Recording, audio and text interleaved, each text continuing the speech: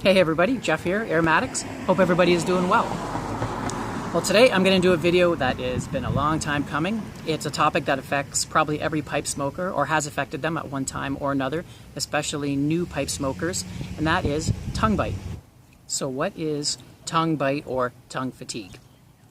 So when a new pipe smoker or when a pipe smoker smokes their pipe, smoke itself is sort of a caustic chemical that's foreign to the body and can be a little bit of an irritant. So what happens is over time while you're smoking your pipe, it could be right away, you'll get this tingle on your tongue and it's just a stinging sensation and you lose taste of your tobacco. For me, what happens usually is I don't feel it right away. It's not till after I've done my pipe, maybe an hour later, that I start feeling that sensitive burn on my tongue. Very similar to, say, a sunburn, where you don't feel it while you're out in the sun, and then, an hour or two later, you feel that sensitive burn on your skin. That's pretty much what tongue bite is. Also, there's some of us suffer from tongue fatigue, and what that is you're smoking your pipe, you're tasting your tobacco, and then gradually, as you're smoking it, you just start to lose flavor, and you just taste nothing or ashy tobacco. So what I've done is made a list of a few things that I have found have helped me with my tongue bite, and I'm hoping that these things will help you as well. So right from the start, the first thing you can do, and what works for a lot of people and what a lot of people do that don't suffer from tongue bite, is they've just found that perfect pipe and that one perfect tobacco that doesn't bite them, and that's all they smoke. And that works for a lot of people, but that doesn't really work for me and a lot of other people, because some of us like to smoke a wide variety of tobaccos, and even there are some tobaccos that I like that I find are bitey, but I still want to smoke them. So I've had to come up with some different ways, some creative ways to get around this whole issue with tongue bite. Now, there seems to be, everybody has a different opinion, and one thing I've learned is everybody is different, and one thing that works for one person might not work for the other person. Just like we all have different tastes, one person might like something, the other person doesn't. Our bodies have different chemistry, and pipe smoke affects us differently. So here are some tips that I've come up with. Tip number 1. Find a good tobacco. You'll have to experiment, try different tobaccos, and find that one that doesn't bite you. For most of us, it seems like there are tobaccos, no matter what we do, they bite, or other ones that might not bite as much.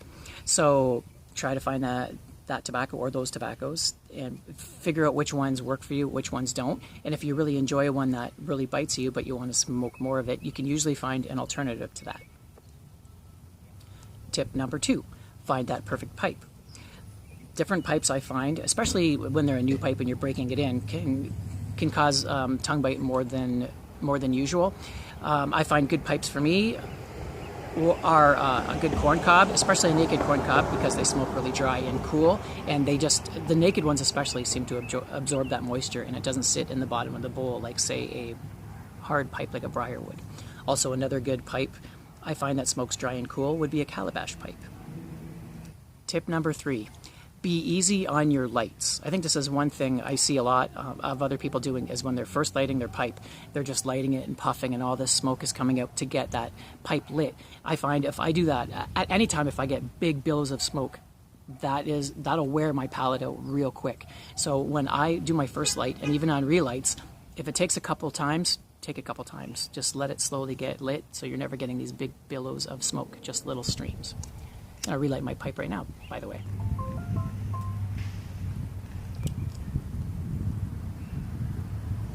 I'm smoking some half and half in my volcano, my homemade volcano. Still got to work on a different stem that's kind of plain, but gonna work on that.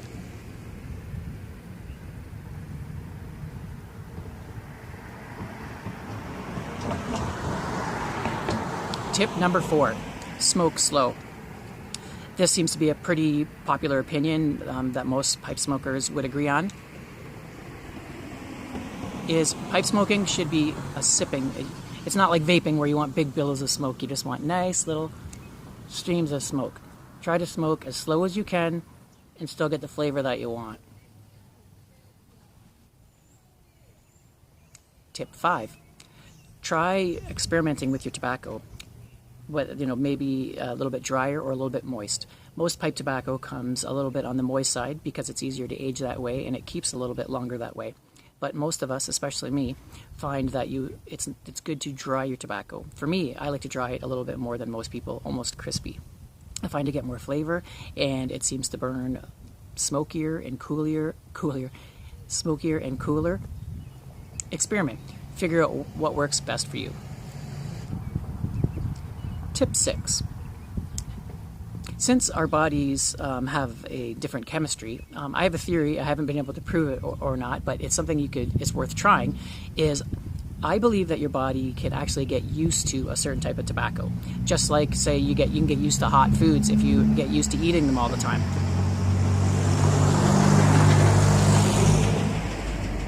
So what you can try to do is make a rotation. So pick a tobacco that you want to smoke for a certain period of time and stick with that tobacco. So say pick a burley, either a specific burley or a burley type of blend, and just maybe smoke that those for a week or more, and then when you're ready, switch it up to Virginias and keep that for a while, and maybe that will your body will adjust to that, and what you found bitey at one time will no longer be bitey. Tip number 7: try different packing techniques.